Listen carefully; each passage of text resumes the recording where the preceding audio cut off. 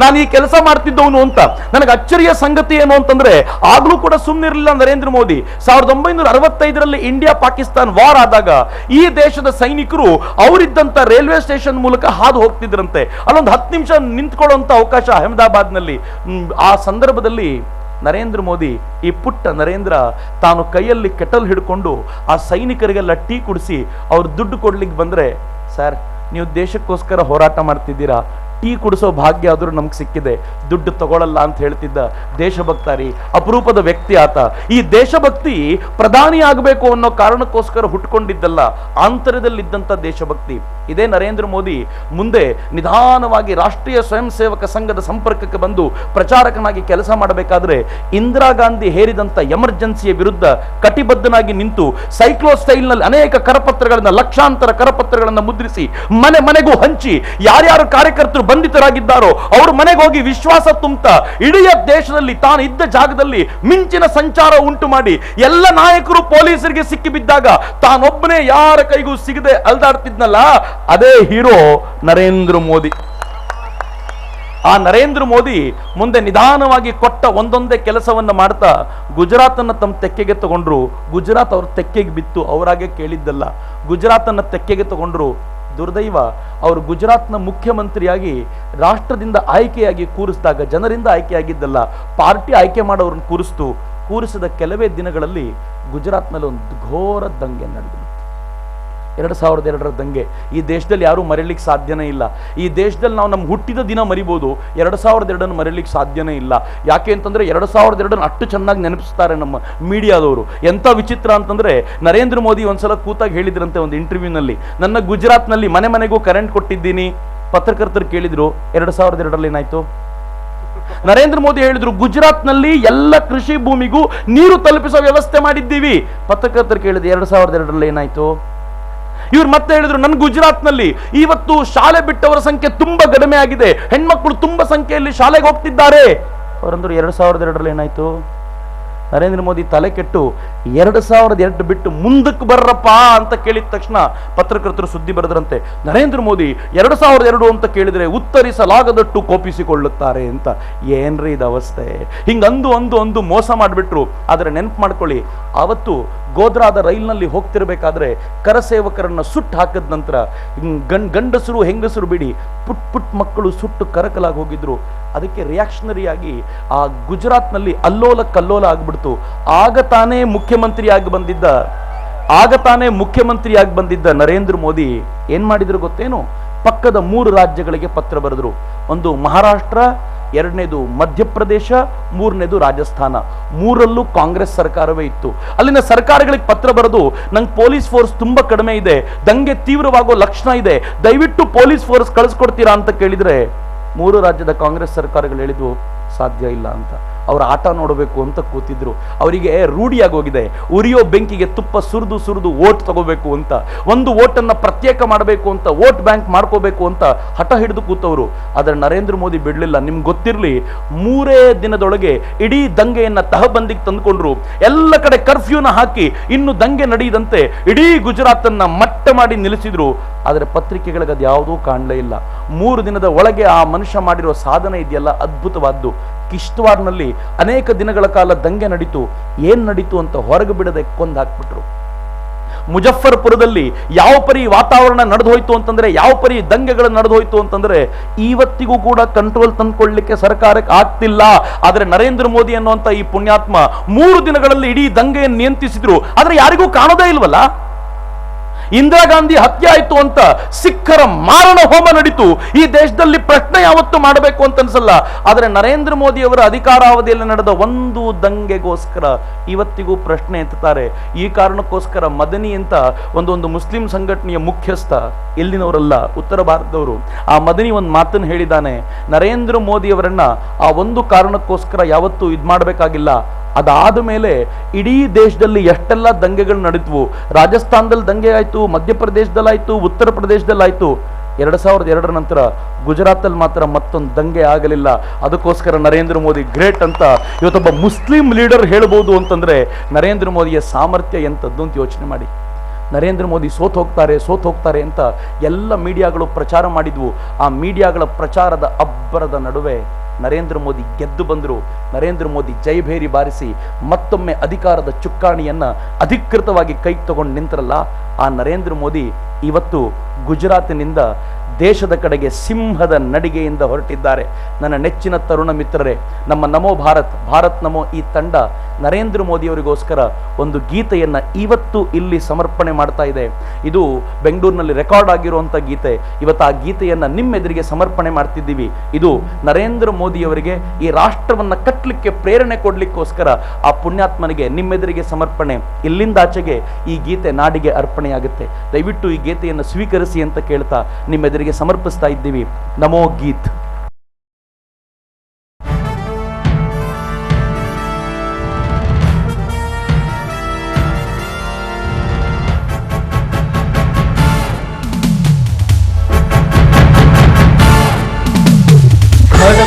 ಮಾತಿನ ಸರದಾರ, ಸರಳತೆಯಲ್ಲಿ ಲಾಲ್ ಬಹದ್ದೂರ, ಅಭಿವೃದ್ಧಿಗೆ ನೀ ಅಟಲ ಅಟಲ ಅಟಲ, ಯಾರಿಗರೂ ನಿನ್ನ ಸಮಬಲ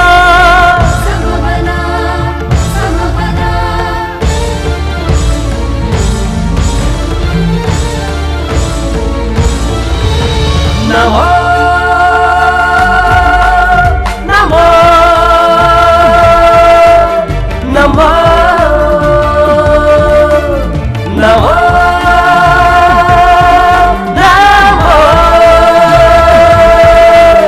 ನಮೋ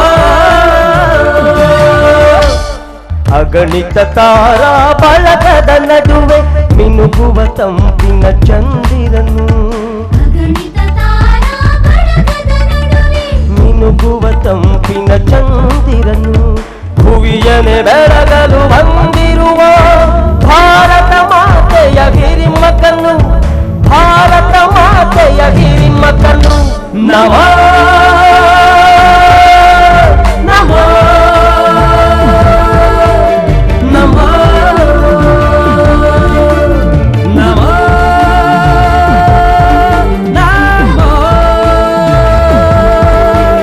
ನಮೋ.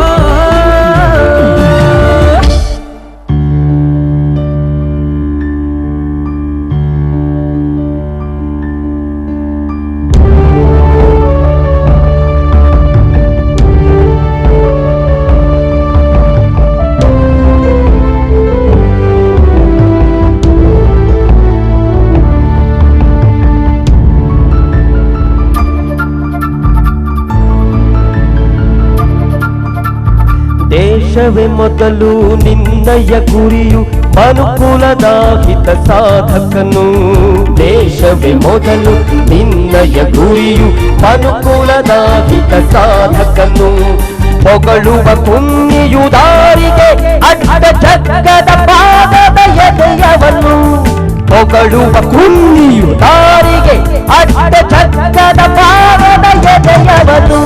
ನಮೋ ನಮೋ ನಮೋ ನಮೋ ನಮೋ ನಮೋ.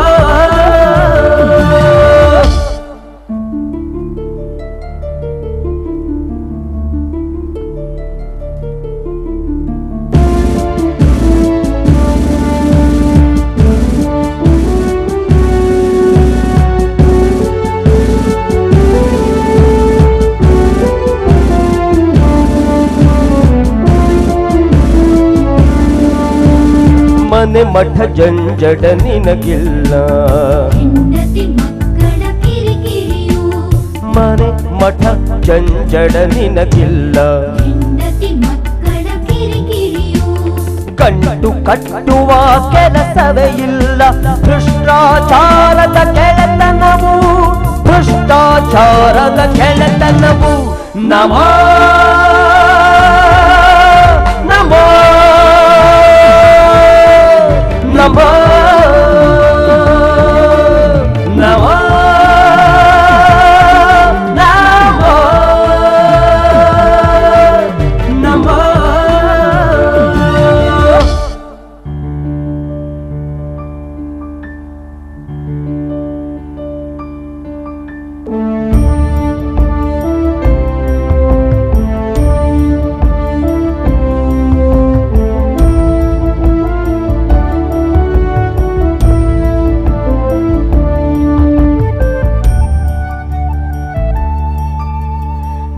ಬಡತನವನ್ನೇ ಉಂಡುಟ್ಟು ಬೆಳೆದವ ನೀ ಅಭಿವೃದ್ಧಿಯ ಹರಿಕಾರ. ಬಡತನವನೇ ಉಂಡುಟ್ಟು ಬೆಳೆದವ ನೀ ಅಭಿವೃದ್ಧಿಯ ಹರಿಕಾರ. ಪ್ರಧಾನಿ ಕುರ್ಚಿ ಅಪ್ಪನ ಆಸ್ತಿ, ಪ್ರಧಾನಿ ಕುರ್ಚಿ ಅಪ್ಪನ ಆಸ್ತಿ ಎಂದವರೆದೆಗೆ ಗುರಿಕಾರ, ಎಂದವರೆದೆಗೆ ಗುರಿಕಾರ. ನಮೋ ನಮೋ ನಮೋ ನಮೋ ನಮೋ ನಮೋ.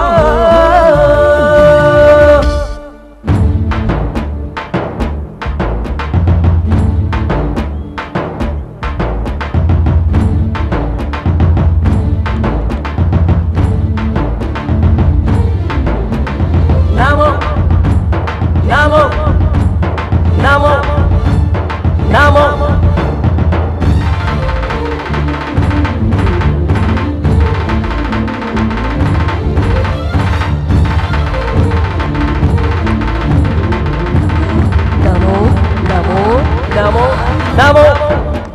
Namo, Namo, Namo, Namo, Namo, Namo, Namo, Namo, Namo, Namo, Namo, Namo, Namo, Namo, Namo.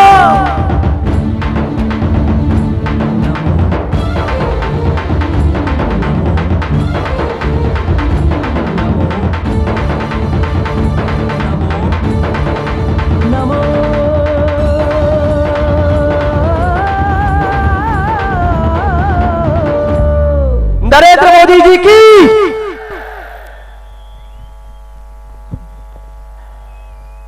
ಈ ನರೇಂದ್ರ ಮೋದಿ ಅವ್ರ ಹುಚ್ಚು ಹೆಂಗಿದೆ ಅಂತಂದ್ರೆ, ಇವತ್ತು ನಮೋ ಅನ್ನೋ ಹೆಸರಿಗೆ ನೀವು ಹೆಸರಿಗೆ ಕಿತ್ಕೊಂಡು ಬರುವಷ್ಟು ಜನ ಸೇರ್ತಾರೆ. ಒಂದು ತುಂಬಾ ಅಪರೂಪದ ಸಂಗತಿ. ನಾನು ಬಹಳ ಬಾರಿ ಬಹಳ ಜನರನ್ನು ನೋಡಿದಾಗ ನನ್ಗೆ ಅನ್ಸುತ್ತೆ, ಈ ಥರದ ವ್ಯಕ್ತಿಗೋಸ್ಕರ ಭಾರತ ಎಷ್ಟು ಕಾಯ್ತಿತ್ತಲ್ಲ ಅಂತ. ನಮ್ಮ ಈಗಿನ ಪ್ರಧಾನಿ ಇದ್ದಾರೆ, ಹೇಗಿದ್ದಾರೆ ಅಂತಂದ್ರೆ ಬಾಯಿ ಬಿಟ್ರೆ ಏನಾದರೂ ಕಷ್ಟ ಆಗ್ಬಿಡುತ್ತೇನೋ ಅನ್ಕೋತಾರೆ. ಅವ್ರ ಅಪ್ಪಿತಪ್ಪಿನೂ ಬಾಯಿ ಬಿಡ್ಲಿಕ್ಕೆ ಹೋಗಲ್ಲ. ಬಾಯಿ ಬಿಟ್ಟಾಗಲೂ ಎಂಥ ಮಾತಾಡ್ತಾರೆ ಗೊತ್ತೇನು? G20 ಸಮಿಟ್ಟಿಗೆ ಹೋಗಿ ಬಂದರು. ಸಮಿಟ್ ಮುಗಿಸ್ಕೊಂಡು ಇಲ್ಲಿಗೆ ಬಂದಾಗ G20ಯಲ್ಲಿ ಏನೇನು ಆಯಿತು ಚರ್ಚೆ ಅಂತ ಮಾತಾಡ್ತಾ ಇರೋಣ ನೋಡಿದರೆ, ನಮ್ಮ ಪ್ರಧಾನಮಂತ್ರಿಗಳು ಬಂದು ಹೇಳಿದರು, ನಾನು ರಾಹುಲ್ ಗಾಂಧಿಯವರ ಕೆಳಗೆ ಕೆಲಸ ಮಾಡ್ಲಿಕ್ಕೆ ಸಿದ್ಧ ಅಂತ. ಏನು ದುರವಸ್ಥೆ ಇದು. ಯಾರೋ ಒಬ್ರು ಕೇಳಿದ್ರು, ಇಷ್ಟು ದಿನ ಯಾರ ಕೆಳಗೆ ಕೆಲಸ ಮಾಡ್ತಿದ್ರು? ಅದಕ್ಕೆ ಒಂದು ಪತ್ರಿಕೆ ತುಂಬಾ ಒಳ್ಳೆ ಕಾರ್ಟೂನ್ ಹಾಕ್ತು, ತುಂಬಾ ಚೆನ್ನಾಗಿತ್ತು ಕಾರ್ಟೂನ್ ಏನಿತ್ತು ಅಂತಂದ್ರೆ, ಈ ಮನಮೋಹನ್ ಸಿಂಗ್ ಹೆಗಲ ಮೇಲೆ ರಾಹುಲ್ ಗಾಂಧಿ ಕೂತಿದ್ದಾರೆ. ರಾಹುಲ್ ಗಾಂಧಿ ಕೂತವರು ಸುಮ್ಮನಿಲ್ಲ, ಲಾಲಿಪಾಪನ್ ಚೀಪ್ತಾ ಕೂತಿದ್ದಾರೆ. ಇವ್ರ ಕೆಳಗೆ ಕೆಲಸ ಮಾಡ್ಲಿಕ್ಕೆ ಖುಷಿ ಅಂತ ಜಗತ್ತಿನ ದೊಡ್ಡ ದೊಡ್ಡ ಯೂನಿವರ್ಸಿಟಿಗಳಲ್ಲಿ ಓದ್ಕೊಂಡ್ಬಂದು ವರ್ಲ್ಡ್ ಬ್ಯಾಂಕಿಗೆ ಅಡ್ವೈಸರ್ ಆಗಿದ್ರು ಅಂತ ಹೇಳ್ಕೊಳ್ಳುವಂಥ ಮನಮೋಹನ್ ಸಿಂಗ್ ಹಿಂಗೆ ಹೇಳ್ತಾರಲ್ಲ, ಎಷ್ಟರ ಮಟ್ಟಿಗೆ ನಾಚಿಕೆ ಆಗುವಂಥ ಸಂಗತಿ ಅಂತ ಯೋಚನೆ ಮಾಡಿ. ಎಂಥ ಪರಿಸ್ಥಿತಿ ಇವತ್ತು ರಾಷ್ಟ್ರದ್ದು ಅಂತಂದ್ರೆ, ಇವತ್ತು ರಾಷ್ಟ್ರದ ಪರಿಸ್ಥಿತಿ ಟೋಟಲ್ ನೀವು ಯೋಚನೆ ಮಾಡಿ. ಸುತ್ತಲೂ ಈ ದೇಶವನ್ನು ನೋಡಿ, ಒಂದು ಪಾಕಿಸ್ತಾನ ಈ ದೇಶದ ಮೇಲೆ ಆಕ್ರಮಣ ಮಾಡ್ತೀನಿ ಅಂತ ನಮಗೆ ಪದೇ ಪದೇ ಛೂ ಬಿಡುತ್ತೆ. ಈ ದೇಶದ ಒಬ್ಬ ಸೈನಿಕನನ್ನ ಮೊದಲು ಟೆಸ್ಟ್ ಮಾಡಿದ್ದವ್ರು ಹಿಂಗೆ ಒಳಗೆ ಬಂದ್ರು, ಈ ದೇಶದ ಸೈನಿಕನ ತಲೆಯನ್ನ ಕಡ್ಕೊಂಡು ಹೋದ್ರು. ಹೇಮಚಂದ್ರನ ತಲೆ ಅವ್ರ ಕೈಗೋಯ್ತು. ಅವ್ರು ಉತ್ಸವವನ್ನೇ ಆಚರಣೆ ಮಾಡಿದ್ರಂತೆ. ಅಲ್ಲಿ ಯಾಕೆ ಅಂತ ಕೇಳಿದ್ರೆ, ಒಂದು ತಲೆಗೆ 5 ಲಕ್ಷ ರೂಪಾಯಿ ಕೊಡ್ತೀನಿ ಅಂತ ಹೇಳಿದ್ರು ಅನ್ನೋ ಕಾರಣಕ್ಕೆ. ಅವನ ಶವ ಮನೆಗೆ ಬಂದಾಗ ನೋವಿನ ಸಂಗತಿ ರೀ. ಈ ದೇಶದ ಸೈನಿಕರ ಬಗ್ಗೆ ಕಾಳಜಿ ಇಲ್ಲ ಅಂದಾಗ ಹೊಟ್ಟೆ ಉರಿಯುತ್ತೆ.